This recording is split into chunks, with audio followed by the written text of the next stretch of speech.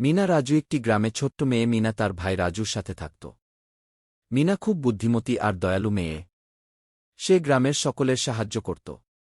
তার ভাই রাজু খুব দুষ্টু হলেও বোনকে খুব ভালোবাসত। একদিন মিনা দেখল গ্রামের পুকুরে ছোট্ট একটি হাঁসের বাচ্চা জলে ডুবে যাচ্ছে।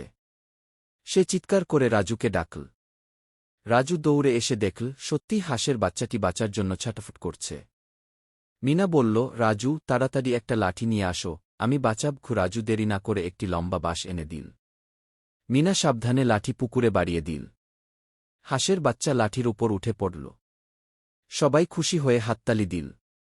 সেদিন থেকে মিনা আর রাজু আরও ভালো বন্ধু হয়ে গেল। তারা শিখল সবসময় একে অপরের পাশে দাঁড়ানো উচিত। মিনা বলল, রাজু, দেখলে, একসাথে থাকলে কোনো কাজই কঠিন নয় গি। রাজু মিষ্টি হেসে বলল, তাই তো, তুমিই আমার সেরা বন্ধু।